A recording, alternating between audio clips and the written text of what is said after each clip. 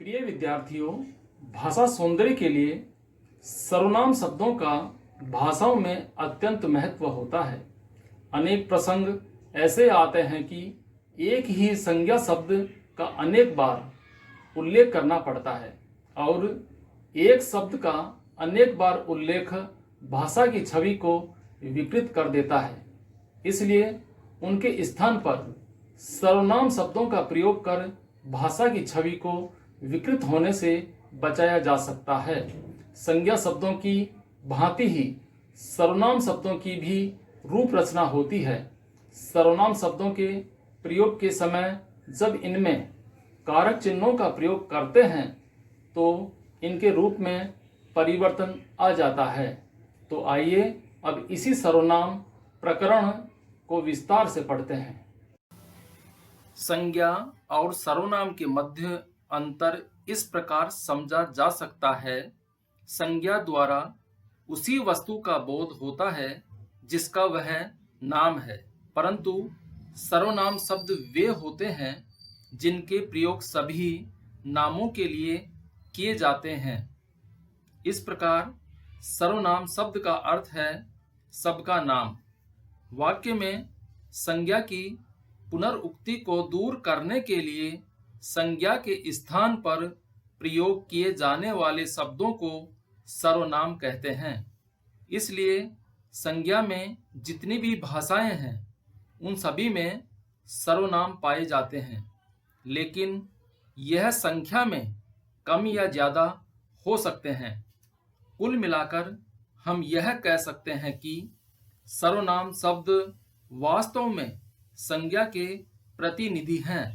जैसे गुंजन विद्यालय जाती है, वह वहाँ पढ़ती है। पहले वाक्य में गुंजन तथा विद्यालय शब्द संज्ञाएं हैं। दूसरे वाक्य में गुंजन के स्थान पर वह तथा विद्यालय के स्थान पर वहाँ शब्द प्रयुक्त हुए हैं। अतः वह और वहाँ शब्द संज्ञाओं के स्थान पर प्रयुक्त हुए हैं, इसलिए इन्हें सर्वनाम कहते हैं। प्रयोग के अनुसार सर्वनाम के 6 भेद होते हैं। पहला, पुरुषवाचक सर्वनाम। जिन सर्वनामों का प्रयोग बोलने वाले, सुनने वाले या अन्य किसी व्यक्ति के स्थान पर किया जाता है, अर्थात यह सर्वनाम किसी पुरुष यानी मानव के लिए प्रयुक्त हुआ है। पुरुषवाचक सर्वनाम 3 प्रकार के होते हैं। सर्वप्रथम, उत्तम पुरुषवाचक सर्वनाम। वे सर्वनाम शब्द जिनका प्रयोग बोलने वाला व्यक्ति स्वयं अपने लिए करता है, जैसे मैं, हम, मुझे, मेरा, हमारा, हमें आदि। द्वितीय, मध्यम पुरुषवाचक सर्वनाम। वे सर्वनाम शब्द जो सुनने वाले के लिए प्रयुक्त किए जाते हैं, जैसे तू, तुम, तुझे, तुम्हें, तेरा, आप, आपका, आपको आदि। हिंदी में अपने से बड़े या आदरणीय व्यक्ति के लिए तुम की अपेक्षा आप सर्वनाम का प्रयोग किया जाता है। तृतीय, अन्य पुरुषवाचक सर्वनाम। वे सर्वनाम जिनका प्रयोग बोलने तथा सुनने वाले व्यक्ति किसी अन्य व्यक्ति के लिए प्रयुक्त करते हैं, अर्थात वक्ता और श्रोता के बीच जो उपस्थित नहीं होता उसके संबंध में बात करने के लिए वक्ता द्वारा जिस सर्वनाम शब्द का प्रयोग किया जाता है वह अन्य पुरुषवाचक सर्वनाम कहलाता है। जैसे वह, वे, उन्हें, उसे, इसे, उसका, इसका आदि। दूसरा, निश्चयवाचक सर्वनाम। वे सर्वनाम जो किसी निश्चित व्यक्ति या वस्तु का बोध कराते हैं।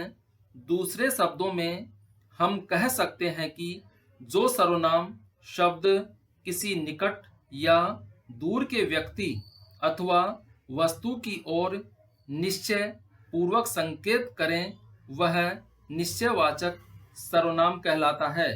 जैसे यह, वह, इस, उस, ये, वे आदि। वह आपकी घड़ी है।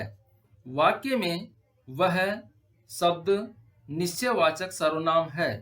इसी प्रकार यह मेरा घर है में यह शब्द निश्चयवाचक सर्वनाम है।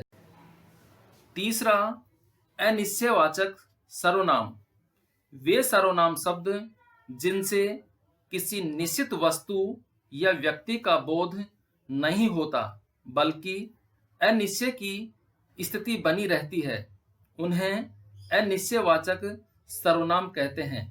जैसे कोई जा रहा है, वह कुछ खा रहा है, किसी ने कहा था। वाक्यों में कोई, कुछ, किसी शब्द अनिश्चयवाचक सर्वनाम हैं, लेकिन ध्यान रखने की बात यह है कि कुछ का प्रयोग अप्राणीवाचक तथा कोई का प्रयोग प्राणीवाचक के लिए किया जाता है। चौथा, प्रश्नवाचक सर्वनाम।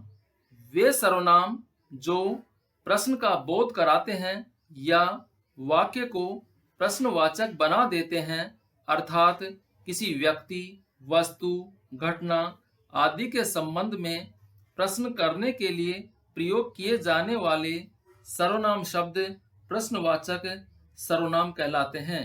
जैसे कौन गाना गा रही है, वह क्या लाया, किसकी पुस्तक पढ़ी है।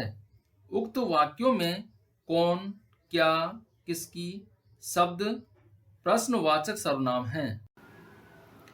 पांचवा, संबंधवाचक सर्वनाम।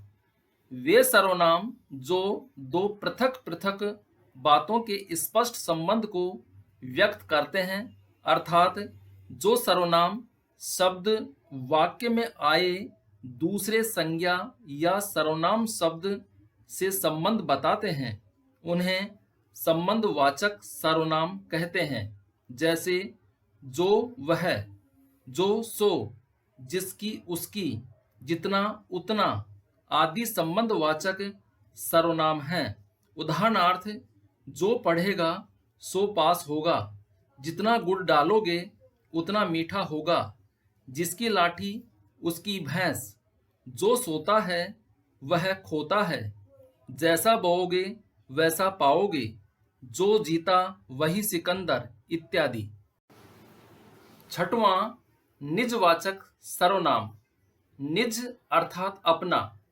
वे सर्वनाम जिन्हें बोलने वाला कर्ता स्वयं अपने लिए प्रयुक्त करता है, उन्हें निजवाचक सर्वनाम कहते हैं। आप, अपना, स्वयं, खुद आदि निजवाचक सर्वनाम हैं। उदाहरण है, मैं अपना खाना बना रहा हूँ, तुम अपनी पुस्तक पढ़ो आदि वाक्यों में अपना, अपनी शब्द निजवाचक सर्वनाम हैं। हिंदी व्याकरण में अब हमारा सर्वनाम का प्रकरण पूर्ण होता है। आशा है आपको सर्वनाम ठीक प्रकार से समझ में आया होगा। अब मैं आपसे इतना ही कहना चाहूँगा कि आप इस वीडियो को अवश्य लाइक व सब्सक्राइब करना न भूलें। धन्यवाद।